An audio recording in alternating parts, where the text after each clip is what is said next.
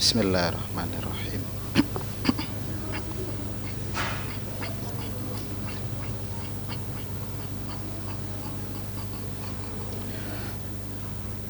Assalamualaikum warahmatullahi wabarakatuh.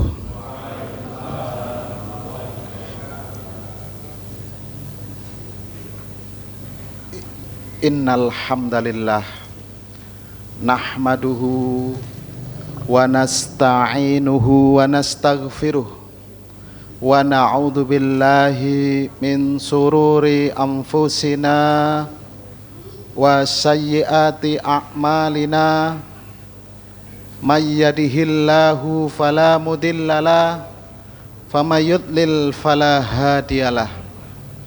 Asyhadu an la ilaha illallah wahdahu la syarikalah wa asyhadu anna Muhammadan abduhu wa rasuluh la nabiyya ba'dah. Sallallahu ala Muhammad wa ala alihi wa sahbihi ajma'in. Qala Allahu ta'ala fil kitabihil karim, ya ayyuhalladzina amanuttaqullaha haqqa tuqatih wa la tamutunna illa wa antum muslimun. Ya ayyuhan nasu taqu rabbakumul ladzi khalaqakum min nafsin wahidah wa khalaqa minha zawjaha wa batha minhuma rijalan katsiran wa nisaa wattaqullaha alladzi tasaaluna bihi wal arham innallaha kana 'alaikum raqiba. Ya ayyuhalladzina amanu taqullaha wa qulu qawlan sadida yuslih lakum a'malakum wa yaghfir lakum dzunubakum wa may yuti'illaha wa rasulahu faqad faza fawzan 'azima. Jamaah pengajian rutin Masjid Muttaqin yang semoga kita dirahmati oleh Allah Subhanahu wa ta'ala. Puji syukur senantiasa kita panjatkan kehadirat Allah Subhanahu wa ta'ala, karena atas limpahan rahmat, limpahan karunia-Nya, kita pada malam hari ini masih diberikan kesempatan oleh Allah Subhanahu wa ta'ala untuk menghadiri majelis ilmu pada malam hari ini dalam keadaan sehat walafiat. Tidak lupa sholawat serta salam tetap kita curahkan kepada uswah kita Nabi Muhammad sallallahu alaihi wasallam. Bapak, Ibu serta jamaah yang dirahmati oleh Allah Subhanahu wa ta'ala, ada 3 ayat Al-Quran yang sering dibaca oleh Rasulullah sallallahu alaihi wasallam ketika Rasulullah sallallahu alaihi wasallam khutbah di hari Jumat. Yang pertama adalah ya ayyuhalladzina amanu taqullaha haqqa tuqatih. Wahai orang-orang beriman, bertakwalah kepada Allah dengan takwa yang sebenar-benarnya. Wala tamutunna illa wa antum muslimun, dan jangan sampai kita meninggal dalam keadaan tidak beragama Islam. Kemudian yang kedua, ya ayyuhan nasu taqu rabbakumul ladzi khalaqakum min nafsin wahidah. Wahai manusia, takutlah kepada Tuhan kalian yang telah menciptakan kalian semua dari jiwa yang satu. Wa khalaqa minha zaujaha wa batha minhuma rijalan katsiran wa nisaa. Kemudian dari laki-laki itulah Allah menciptakan perempuan dan menciptakan laki-laki dan perempuan yang banyak. Wattaqullaha, bertakwalah kepada Allah, alladzi tasaaluna bihi wal arham, yang kita dengan nama Allah itu selalu berdoa dengan nama Allah, dan marilah kita jaga silaturahmi. Innallaha kana 'alaikum raqiba, karena Allah Subhanahu wa ta'ala selalu menjaga atau mengawasi kita semua. Kemudian yang ketiga adalah ya ayyuhalladzina amanu taqullaha wa qulu qawlan sadida Wahai orang-orang beriman, bertakwalah kepada Allah, berkatalah dengan kata-kata yang baik. Yuslih lakum a'malakum wa yaghfir lakum dzunubakum. Maka Allah akan memperbaiki semua amal perbuatan kita, wa yaghfir lakum dzunubakum, dan akan mengampuni semua dosa-dosa kita. Wa may yuti'illaha wa rasulah, barang siapa yang taat kepada Allah dan Rasulnya, faqad faza, dia akan mendapatkan keuntungan fauzan azima, dengan keuntungan yang sangat besar. Jamaah pengajian rutin Masjid Al-Muttaqin yang semoga kita dirahmati oleh Allah Subhanahu wa taala. Beberapa tahun yang lalu kita mengalami pandemi COVID-19. Setelah pandemi COVID-19, ternyata musibah yang dialami manusia itu tidak selesai. Setelah itu terjadi namanya gelombang panas. Tapi Badan Meteorologi dan Geofisika tidak mengatakan negara kita itu mengalami heatwave atau mengalami gelombang panas. Yang dikatakan mengalami gelombang panas itu adalah negara yang mengalami suhu di atas 40 derajat. Negara mana saja itu? Salah satunya adalah India dan Pakistan itu. Tapi kenapa negara kita ini kok masih mengalami suhu yang panas? BMG mengatakan negara kita itu mengalami efek dari gerak semu matahari. Jadi matahari itu kalau kita lihat dari timur, pada bulan-bulan tertentu dia bergerak ke arah selatan, seolah-olah bergerak ke selatan. Kemudian beberapa bulan berikutnya seolah-olah bergerak ke utara, sehingga dinamakan gerak semu. Maka akibat gerak semu itu akhirnya negara kita itu mendapatkan dampak. Sesungguhnya yang berdampak itu daerah kutub. Ada musim semi, musim dingin dan sebagainya itu. Lah negara kita itu mendapatkan dampak. Tapi sesungguhnya bukan mataharinya yang bergerak, tapi bumi kita itu ketika mengelilingi matahari posisinya tidak tegak lurus, tapi posisinya membentuk sudut 23,5 derajat, agak neguk ini Pak, agak nunduk. Sehingga ketika posisi nunduk mengelilingi matahari, seolah-olah kalau pagi hari itu mataharinya bergerak ke utara, seolah-olah bergerak ke selatan. Tapi seharusnya setelah berapa bulan itu panas karena gerak semu, seharusnya bumi kita dingin kembali. Tapi kok tidak dingin lagi? Akhirnya BMG mengeluarkan pernyataan lagi. Nah, kita mengalami namanya global warming. Apa? Pemanasan global.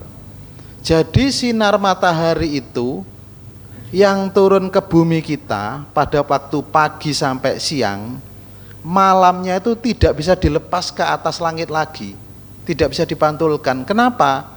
Ternyata di bumi kita itu, di atas bumi kita itu ada namanya efek rumah kaca. Jadi gas-gas itu tidak bisa menyebabkan matahari, sinar matahari naik ke atas.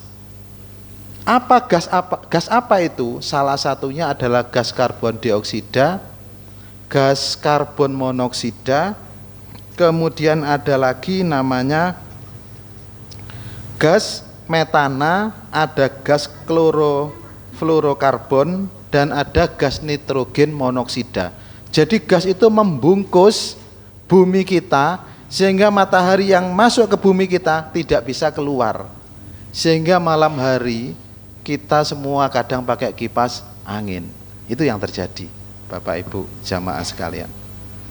Nah,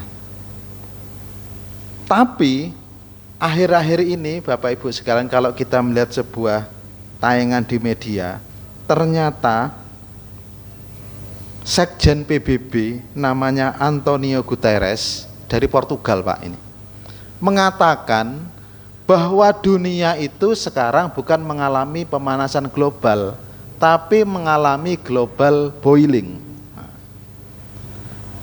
Apa global boiling itu? Global boiling itu adalah kondisi di mana bumi itu mengalami panas, yang mana panasnya itu tidak pernah terjadi beberapa tahun sebelumnya. Jadi bumi kita itu sekarang mengalami kondisi yang paling panas dan tidak pernah terjadi di tahun-tahun sebelumnya. Dan kita bisa merasakan Bapak Ibu sekalian, beberapa minggu yang lalu saya kebetulan di perumahan itu jadi ketua panitia kurban. Karena di perumahan saya itu banyak pensiunan, kalau cari sapi yang mahal tidak bisa urunan Bapak Ibu, terlalu mahal. Akhirnya panitia tuh mencari sapi langsung dari miliknya rakyat di atas gunung. Sampai kami ke Kelembangan, ke daerah Silo yang atas. Sama, beberapa tahun yang lalu di sana itu suhunya dingin, tapi sekarang apa? Panas Pak. Dan teman-teman kalau ke Malang, ke Batu sama. Di Batu itu 3 tahun, 4 tahun yang lalu itu suhunya dingin. Tapi sekarang teman-teman coba lihat, suhunya panas sekali. Maka global boiling ini Bapak Ibu serta jamaah sekalian, itu adalah perubahan alam semesta yang sangat signifikan. Dan ini harus menjadi perhatian untuk kita semua. Itu. Kenapa ini menjadi perhatian? Karena Allah Subhanahu wa Ta'ala mengatakan, teman-teman bisa dilihat di dalam kertas yang saya berikan itu. Di situ Allah berfirman di dalam surat Al-Imran ayat 190, Allah mengatakan, Inna fi khalqis samawati wal ard wa ikhtilafil laili wan nahari la ayatil liulil albab. Inna fi khalqis samawati wal ard, sesungguhnya ketika Allah menciptakan langit dan menciptakan bumi, waqtilafil lail, terdapat perbedaan antara malam, wan nahar dan siang, la ayatil liulil albab, bagi orang-orang yang memiliki akal, memiliki pikiran. Jadi manusia itu dikatakan memiliki akal, memiliki pikiran kalau dia itu memperhatikan fenomena yang ada di sekitar kita. Sehingga kalau kita ini cuek dengan lingkungan kita, nggak peduli dengan lingkungan kita, fokus ibadah tok, kita bisa kena ayat ini Pak. Termasuk orang-orang la ayatil liulil albab, termasuk orang-orang yang tidak mau memikirkan penciptaan Allah dan tidak termasuk orang-orang yang memiliki pikiran. Sehingga jamaah sekalian, kita semua harus empati, harus peduli dengan kondisi lingkungan kita saat ini.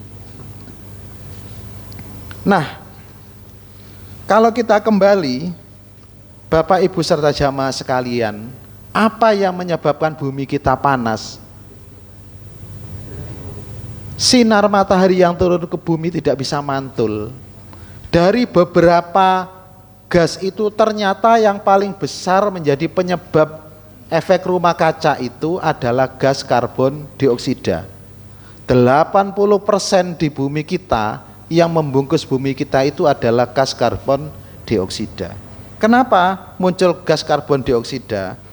Penyebabnya karena kegiatan industri, kegiatan transportasi, dan tanaman sudah semakin banyak yang gundul.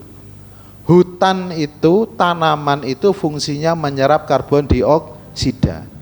Nah, kita bisa melihat Bapak Ibu sekalian, di Kalimantan hutannya habis, Sulawesi hutannya habis, Sumatera habis, di Jember semakin ke atas gunung, hutannya dipotong, dijadikan villa dan sebagainya. Maka tidak ada lagi yang bisa menyerap karbon dioksida. Maka karbon dioksida itu akan menumpuk di atas. Kemudian yang kedua, yang menyebabkan bungkusan panas itu adalah CH4. CH4 itu apa? Gas metana. Gas metana itu 10%-nya gas kaca itu karena metana. Apa yang menyebabkan metana itu? Ternyata tumpukan sampah. dan limbah-limbah dari peternakan. Tidak semua petani itu mau pakai EM4 Pak. Itu. Padahal EM4 itu fungsinya cukup bagus sekali untuk mengurai dan menghindari terjadinya gas metana itu. Kemudian berikutnya itu adalah namanya belerang dioksida. Rumus kimianya SO2. Kenapa timbul SO2 Bapak Ibu sekalian? Karena industri logam. Industri logam dan industri kimia.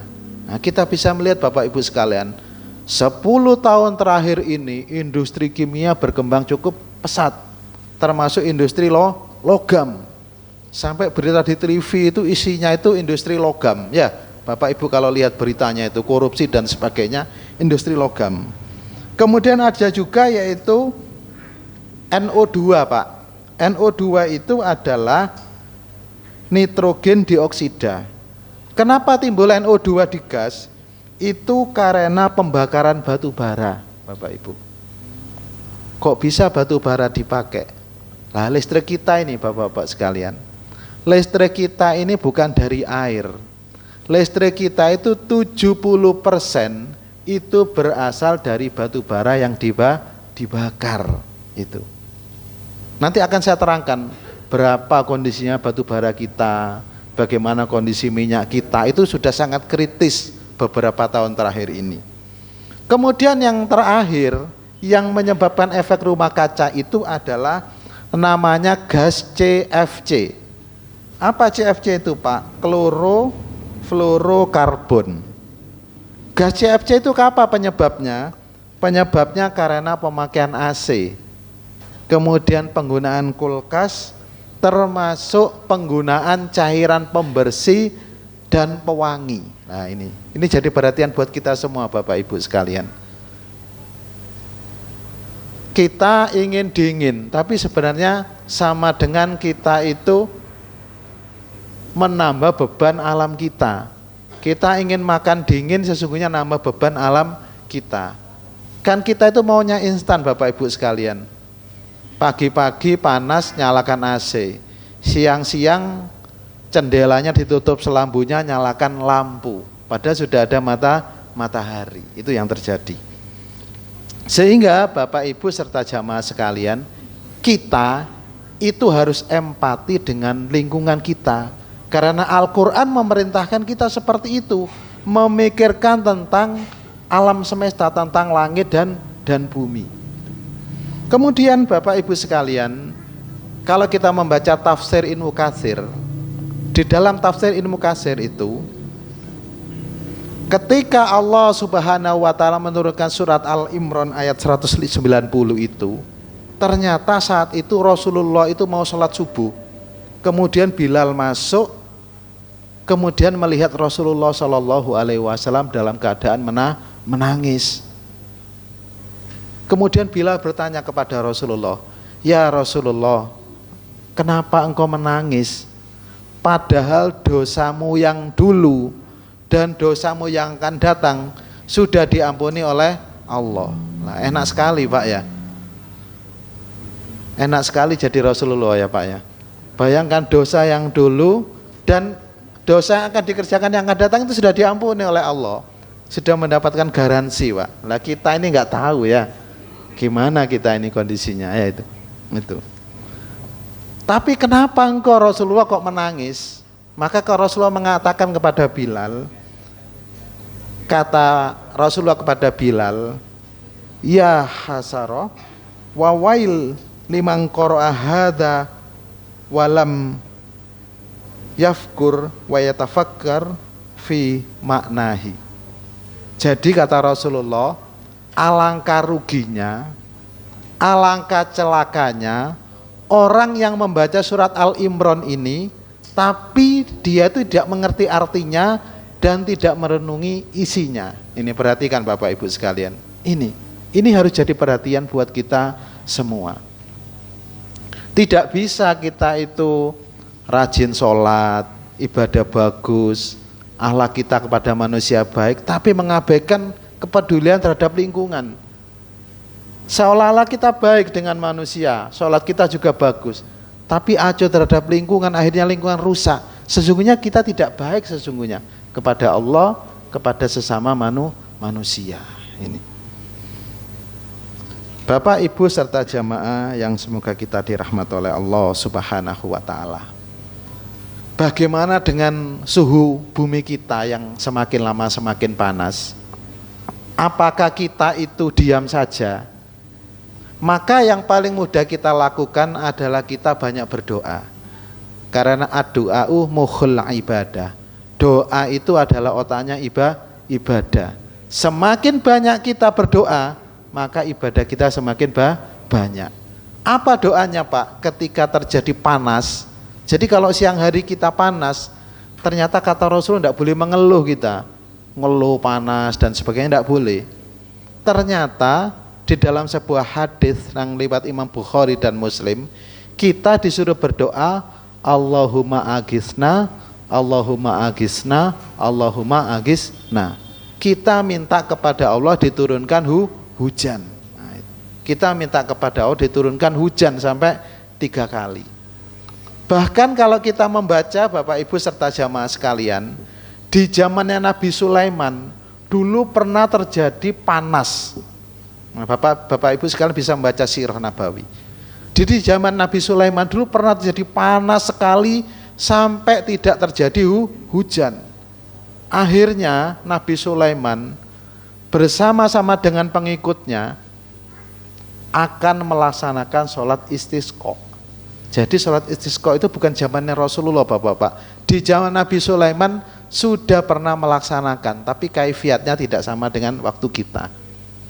Sama dengan zamannya Rasulullah SAW, kaifiatnya enggak sama.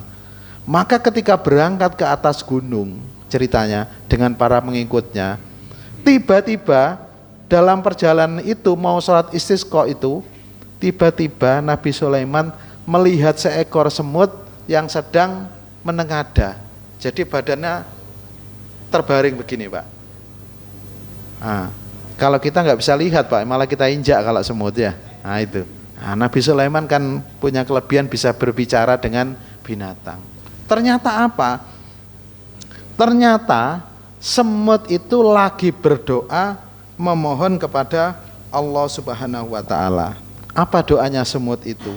Allahumma inna khalqun min khalqika laisa bina ghinni an sukyak. Ya Allah, sesungguhnya aku ini ciptaanmu ya Allah, ciptaan dari ciptaanmu. Laisa bina ghinni an sukyak. Kami ini tidak memiliki kemampuan ya Allah, maka ya Allah turunkan air kepada kami. Nah, maka jamaah sekalian, kalau terjadi panas, kita tidak boleh mengeluh, kita diminta oleh Allah untuk banyak berdoa. Nah, ini Pak. Nah, ini berdoa. Itu. Kemarin Bapak Ibu sekalian, saya itu kebetulan kedatangan teman-teman dari PU Bina Marga, SDA Jember, dari Dinas Pertanian, dari Komisi Irigasi Jember, mau sidang tentang air ceritanya. Mau sidang tentang air, pada bingung. Kenapa? Karena prediksi BMG meleset. BMG itu mengatakan Mei sampai Agustus ini musim hujan, musim kemarau. Tapi beberapa hari ini Jember terjadi hujan. Nah ini. Nah, makanya mau kita undang BMG lagi. Gimana ini kok berubah prediksinya itu? Nah itu. Gitu. Prediksinya kok berubah itu. Nggih. Kenapa berubah, Pak, Bapak Ibu sekalian? Kalau teorinya, kalau musim hujan mau beralih ke musim kemarau, itu ada namanya masa transisi, namanya masa pancaroba. Ciri pancaroba itu apa? Terjadi hujan, tapi hujannya parsial. Misalnya kota Jember ya, hanya kota Jember tok, Mangli nggak hujan, Patra nggak hujan, itu namanya hujan parsial. Kemudian hujannya juga durasinya nggak terlalu lama, hanya setengah jam habis. Kemudian ketiga, intensitasnya berubah, tiba-tiba cepat, tiba-tiba tidak terlalu deras, deras lagi berhenti. Nah seperti itu ciri-ciri hujan pancaroba. Nah itu, sehingga di Jember itu mau diadakan sidang irigasi, Bagaimana menghadapi bulan Mei sampai Agustus kalau airnya tidak habis? Karena di Jember itu tidak memiliki bendungan Bapak Ibu. Jadi di Jember itu sungainya itu tidak ada storage-nya, tidak ada penampungan. Yang ada itu namanya bendung. Air ada bendung, airnya naik, tidak ada penyimpanan. Kalau di Banyuwangi ada bendungan, di Bondowoso itu ada bendungan Sampean Baru, Banyuwangi Bajulmati, di Malang itu malah ada belasan bendungan. Baik Bapak Ibu sekalian, saya lanjutkan. Karena ini bukan kuliah masalah bangunan air, nah, pengajian. Kemudian kami lanjutkan Bapak Ibu sekalian ke surat Al-Baqarah ayat 30. Di ayat 30 ini ada diskusinya Allah Subhanahu wa taala dengan malaikat. Allah mengatakan di dalam Al-Qur'an, wa idz qala rabbuka lil malaikati inni ja'ilum fil ardi khalifah. Kata Allah kepada malaikat, inni ja'ilum fil ardi khalifah. Sesungguhnya aku ini ja'ilum, akan menjadikan fil ardi khalifah. Menjadikan di bumi itu khalifah. Itu. Kemudian diprotes oleh malaikat. Kenapa malaikat itu protes Bapak Ibu sekalian? Ternyata ada riwayatnya. Apa yang diprotes malaikat itu? Qalu ataj'alu fiha mayufsidu fiha wa yasfiku dima wa nahnu nusabbihu bihamdi wa nuqaddisu lak. Katanya malaikat itu, sesungguhnya aku takut, kata malaikat, di bumi itu akan ada orang-orang yang berbuat kerusakan dan melakukan tumpah darah. Sedangkan aku, kata malaikat nusabihu, aku ini selalu bertasbih kepadamu ya Allah, wa bihamdik, selalu memujimu ya Allah, wa nuqaddisu lak, dan aku selalu mensucikan engkau ya Allah. Maka Allah mengatakan, qala inni a'lamu mala ta'lamun, sesungguhnya aku ini lebih mengetahui daripada engkau. Nah, seperti itu Bapak Ibu serta jamaah sekalian. Ternyata kenapa malaikat takut diciptakan manusia? Kenapa takut? Karena takut berbuat kerusakan, takut melakukan pertumpahan darah. Kenapa takut? Ternyata Bapak Ibu sekalian, kalau membaca di dalam tafsir Ibnu Katsir, ternyata setelah bumi diciptakan oleh Allah, itu bukan Nabi Adam yang hidup di bumi. Ternyata ada makhluk yang hidup di bumi, namanya Al-Hin dan Al-Bin. Nah, teman-teman bisa baca nanti. Nah, makhluk itu diciptakan oleh Allah itu bertumpah darah, selalu berbuat kerusakan. Apa makhluk itu Pak? Dijelaskan oleh beberapa ulama, bukan jin, bukan manusia. Dia itu di antara jin dan di antara manusia. Karena mereka berbuat kerusakan, diusir oleh Allah di bumi. Setelah berapa tahun berikutnya diciptakan Adam. Jadi dengan dasar itu malaikat takut, jangan-jangan nanti kalau ada manusia berbuat kerusakan dan bertumpah darah. Ternyata gimana? Beneran ya. Benar ternyata Pak. Nah, ini sudah menunjukkan ayat Al-Quran sudah benar ini, bahwa kita itu manusia itu begitu isinya. Isinya geger tok ya, bertumpah darah. Yang direbutkan harta salah satunya, kekuasaan, padahal itu nggak dibawa. Nah, itu Pak. Jadi itu.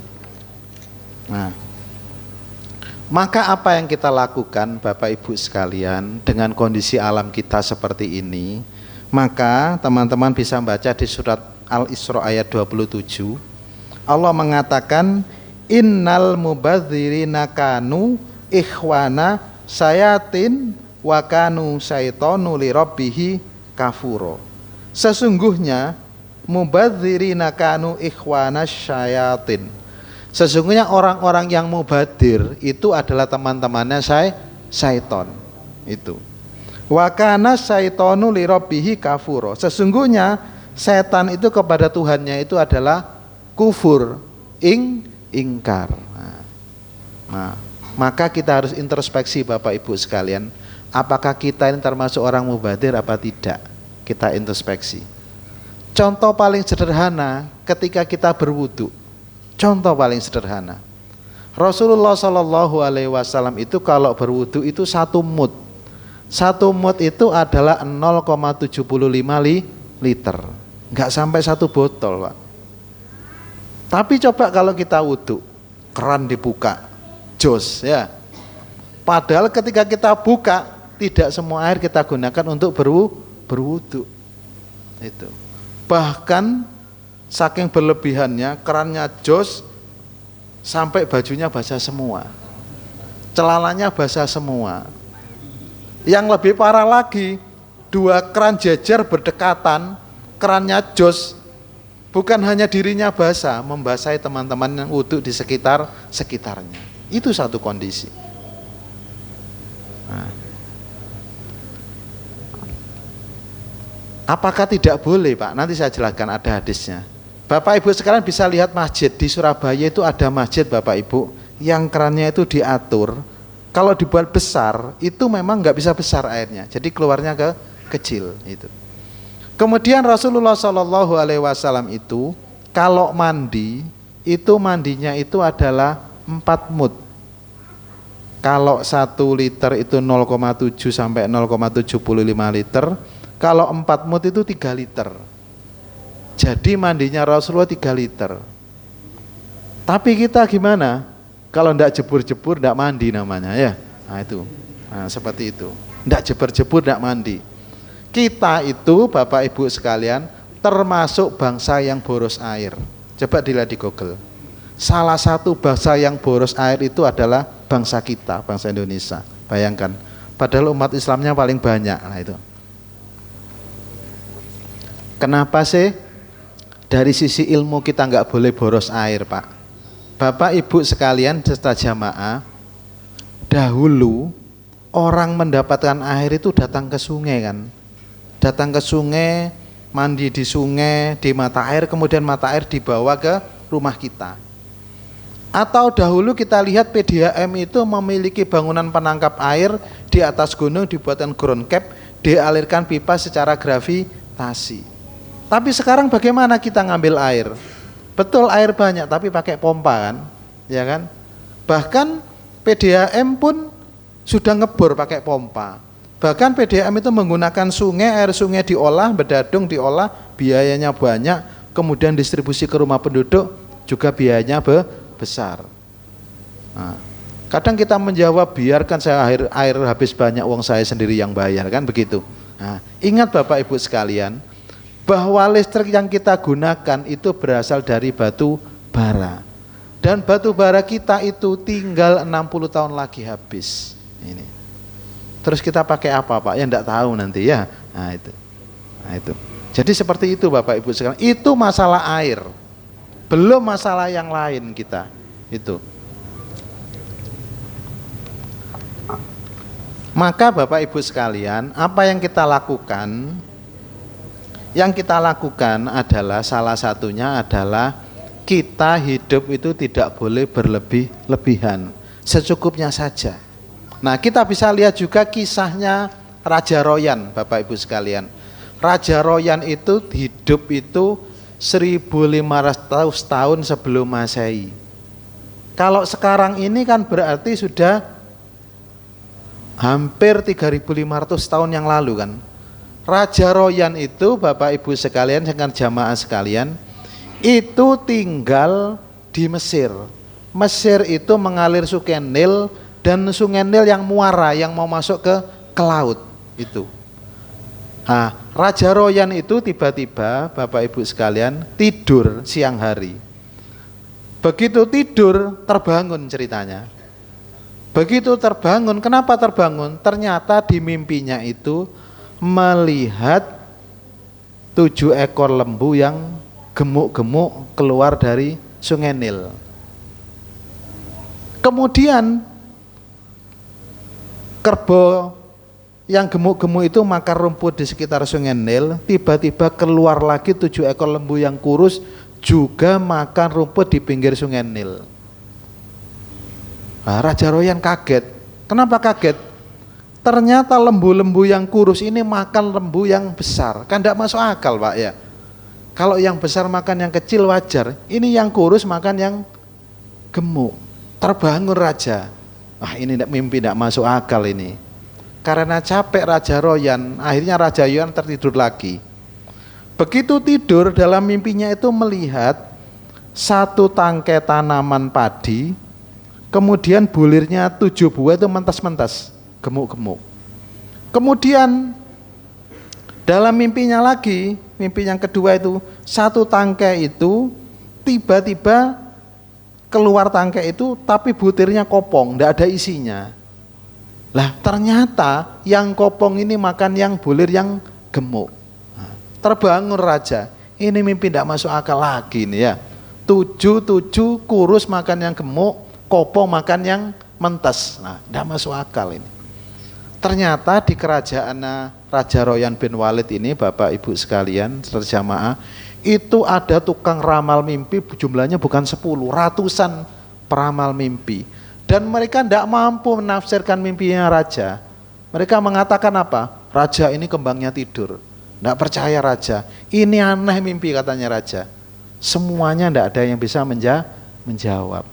Ternyata ada seorang pembantu, Bapak Ibu sekalian, memberitahu namanya Yusuf yang sedang dipenjara, dipanggil oleh raja itu untuk mentakwilkan mimpi dari raja. Ternyata apa katanya Yusuf?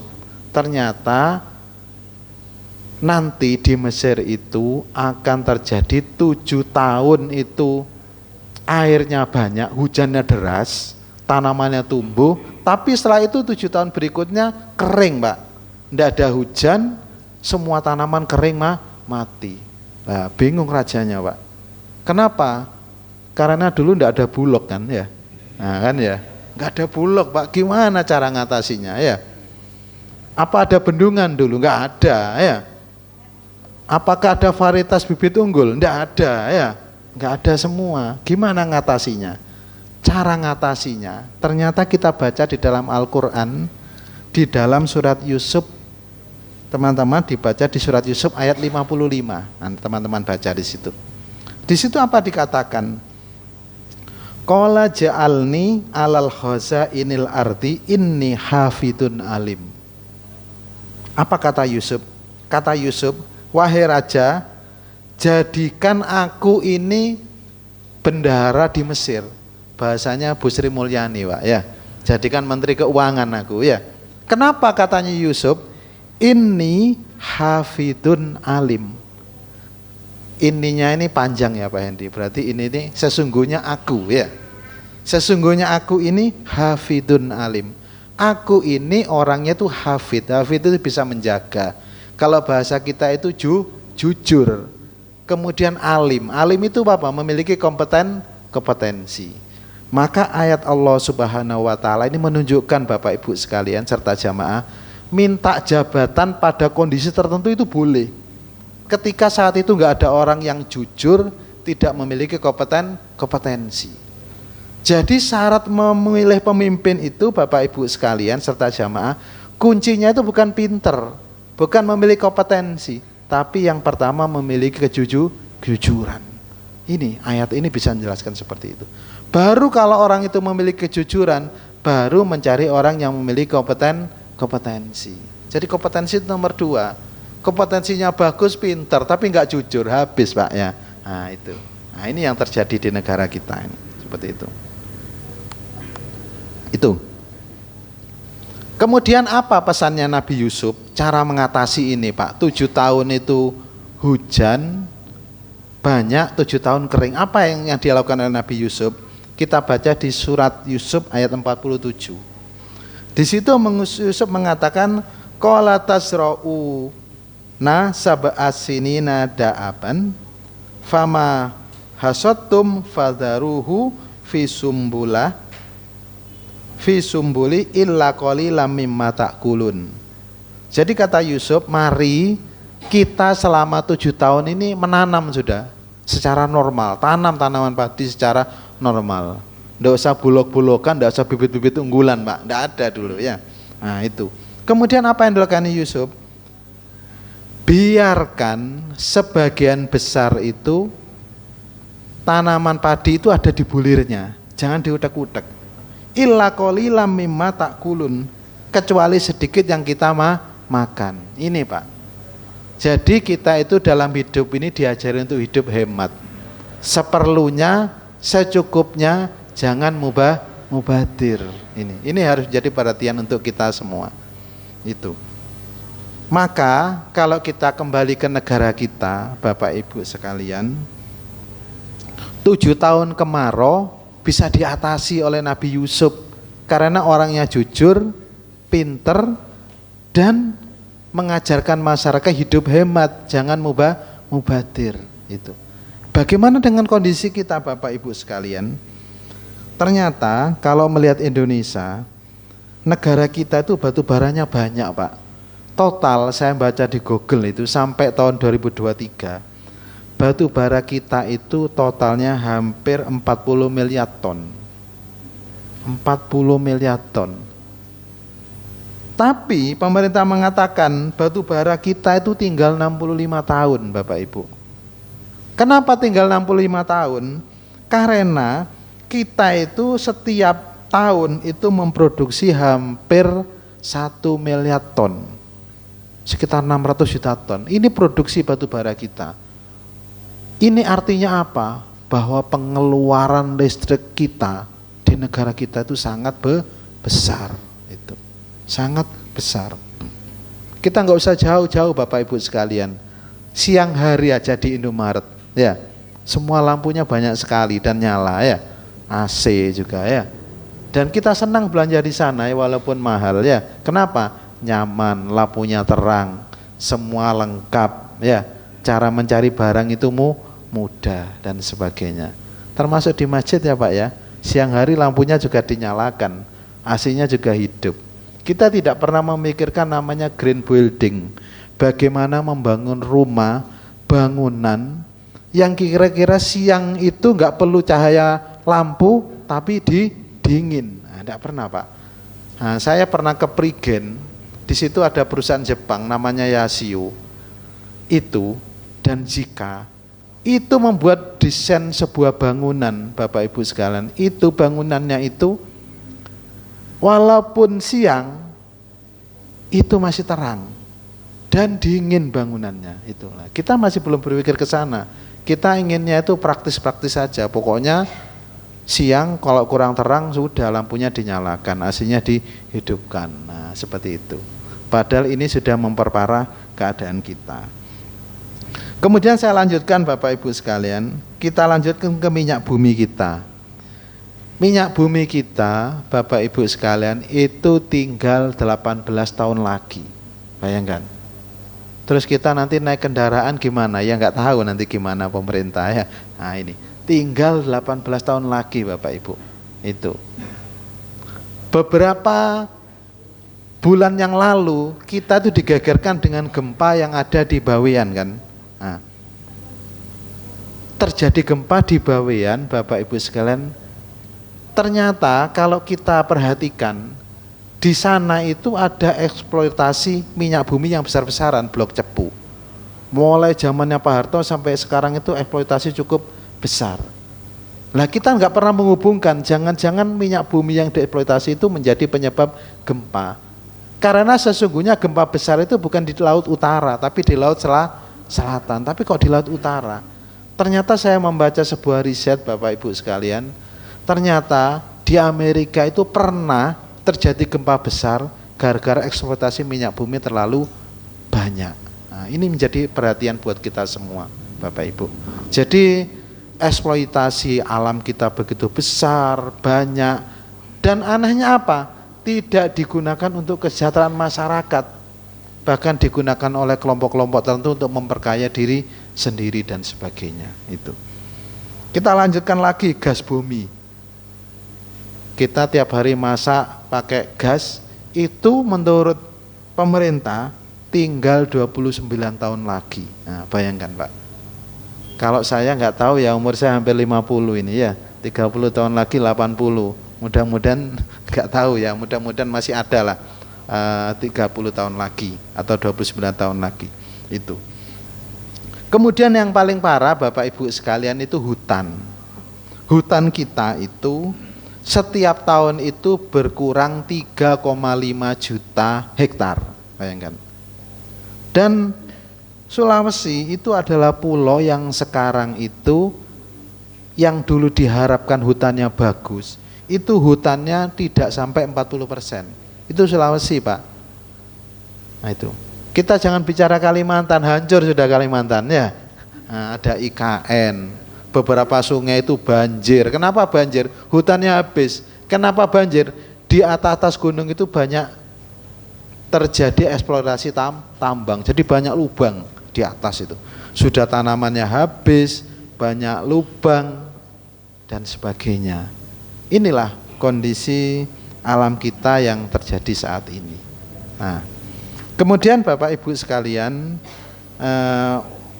ini waktunya kayaknya sampai jam berapa Pak Haris? Jam 8.15. Nggih. Bapak Ibu serta jamaah yang dirahmati oleh Allah Subhanahu wa taala, maka dari sini apa yang harus kita lakukan Bapak Ibu sekalian? Kita mau lepas dari listrik nggak bisa, ya. Mau lepas dari bahan bakar minyak bumi nggak bisa kan? Karena kita sudah tergantung dengan itu. Apa yang kita lakukan?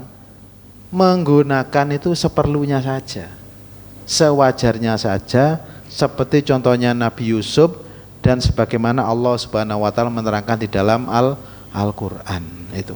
Karena kalau ini dibiarkan Bapak Ibu sekalian, bumi kita ini bukan semakin turun panasnya, maka akan semakin panas. Apa yang terjadi kalau semakin panas? Kalau semakin panas berarti penguapan akan semakin besar. Berarti lahan pertanian kita akan semakin cepat kehilangan air. Berarti produktivitas tanaman kita akan semakin rendah. Kemudian ketika ketika panasnya itu naik ke atas, maka awan-awan yang terbentuk itu kena panas, dia tidak mengalami kondensasi, sehingga hujan yang akan turun akan semakin sedikit. Nah, kita bisa lihat di mana? Di Arab Bapak Ibu. Nah, negara Arab. Kenapa? Panas sehingga hujannya juga tidak terlalu besar. Jarang terjadi hujan. Beruntungnya itu apa? Beruntungnya di Mekah itu ada di lembah. Mekah itu ada di lembah, sekitarnya itu adalah dataran tinggi. Sehingga hujan yang turun di dataran tinggi itu intersepsi masuk ke tanah, masuk ke cekungan di Mekah, sehingga air Zam-Zam itu terus mengalir. Itu diuntungkannya Mekah di situ. Tapi di negara kita, rata-rata kota kita bukan di lembah, bahkan ada di atas gunung kayak Malang, bahkan ada di pesisir kayak Surabaya, Semarang, Aceh, Jakarta, itu ada di pesisir. Apa bahayanya pesisir? Pesisir itu begitu air tanahnya diambil secara besar-besaran, maka tanah itu akan kosong, sedangkan gedungnya tinggi membebani tanah. Kemudian air laut akan masuk lewat bawah. Gedungnya semakin membebani bangunan, tanahnya semakin turun, air laut masuk lewat bawah, akhirnya terjadi intrusi air laut. Air disedot nggak ada airnya, yang ada air asin. Nah itu yang terjadi Bapak Ibu sekalian. Awan semakin panas dan ini akan terjadi perubahan iklim. Sekarang kita bisa melihat, kita tidak bisa membedakan kapan musim hujan, kapan musim kemarau. Itu. Dan teman-teman kalau melihat beberapa hari lalu diekspos, ternyata apa yang menyebabkan pesawat Singapura Airlines mengalami turbulensi? Teman-teman bisa baca. Penyebabnya apa? Ternyata penyebabnya itu adalah turbulensi itu sering terjadi di langit kita. Kenapa? Karena terjadinya perubahan iklim itu. Maka para peneliti dari Amerika itu mengatakan kalau perubahan iklim ini enggak diatasi tahun 2050, maka pesawat-pesawat kita yang terbang itu akan sering mengalami turbulensi gitu. Teman-teman bisa lihat aja berita itu di Google, bisa dilihat. Bapak Ibu serta jamaah yang dirahmati oleh Allah Subhanahu wa taala, karena waktunya kurang 15 menit, maka dari sini kita bisa menyimpulkan Bapak Ibu, yang pertama adalah bahwa kita hidup di dunia ini akan mengalami fase-fase atau tahapan. Mulai dari perut ibu kita, lahir menjadi bayi, kemudian jadi anak kecil, dewasa, tua, dan akhirnya meninggal. Maka Allah Subhanahu wa taala mengatakan di dalam Al-Qur'an itu, kita bisa melihat di dalam surat Al-Hasyr ya. Ya ayyuhalladzina amanu taqullaha wal tandur nafsum ma qaddamat lighad. Wattaqullaha innallaha khabirum bima ta'malun. Wahai orang-orang beriman, bertakwalah kepada Allah, wal tandur nafsum. Setiap diri itu harus memperhatikan mata qaddamat lighad. Apa-apa yang dikerjakan lighad untuk hari esok. Nah, ternyata kalau kita baca tafsirnya Imam Jalaluddin As-Suyuti, ghad itu bukan besok Bapak Ibu, tapi hari kiamat. Kemudian kalau kita baca tafsir Ibnu Katsir menjelaskan tafsir lighad itu adalah hari di mana amal-amal kita itu akan dipertanggungjawabkan kepada Allah Subhanahu wa taala. Sehingga kalau kita mengevaluasi diri kita, sesungguhnya dengan bertambah umur kita, sesungguhnya waktu hidup kita di dunia akan semakin sedikit. Kalau kita mengandalkan sholat kita, mengandalkan puasa kita untuk bekal kita menghadap kepada Allah, itu enggak akan terlalu besar. Maka apa yang harus kita lakukan? Maka kita harus mengupayakan seluruh aktivitas hidup kita niatkan ibadah kepada Allah. Kuliah ya ibadah, kerja ya ibadah, pokoknya semuanya kita niatkan ibadah. Maka ketika semua hidup kita niatkan ibadah, kita ikhlas menjalaninya, enggak ada beban. Semuanya kita jalankan dengan senang, dengan santai. Dan semua yang menjadi mahasiswa, menjadi dosen, menjadi karyawan, menjadi pegawai, itu akan bekerja dengan hati-hati. Karena semua akan dipertanggungjawabkan kepada Allah dan bekerjanya dengan ibadah. Sehingga dia melaksanakan pekerjaan itu dengan serius, sungguh-sungguh, dan ingin mencapai prestasi yang paling tinggi. Karena semua akan dipertanggungjawabkan kepada Allah Subhanahu wa taala. Itu. Kemudian Bapak Ibu sekalian, walaupun kita ini berlebih, contohnya kita memiliki banyak kekayaan, banyak aset, mungkin banyak air yang kita miliki, itu tetap kita nggak boleh menggunakan berlebih-lebihan, karena itu termasuk perbuatan yang melampaui batas. Itu. Kenapa Pak? Karena ada sebuah hadis Rasulullah SAW, ketika saat itu bertemu dengan Rasulullah, saat itu berwudu di sungai, airnya mengalir, kemudian wudunya itu menggunakan air yang cukup banyak. Kemudian bertanya kepada Rasulullah, ya Rasulullah, ini airku banyak sekali mengalir, saya gunakan semua untuk wudu. Apakah ini termasuk perbuatan berlebih-lebihan dan melampaui batas ya Rasulullah?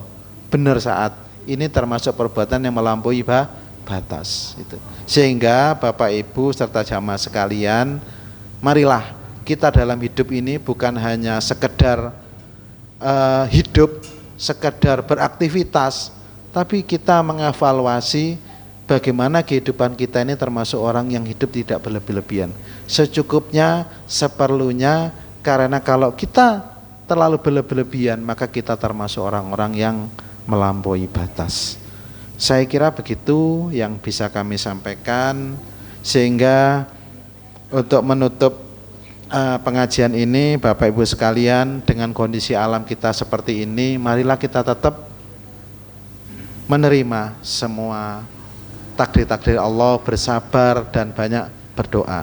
Mudah-mudahan Allah Subhanahu wa taala selalu mengampuni semua dosa, kekurangan kita, dan kita menjadi orang-orang yang selamat di dunia dan akhirat. Aqulu qouli hadza fastaghfirullah innahu huwal ghafurur rahim. Wassalamualaikum warahmatullahi wabarakatuh.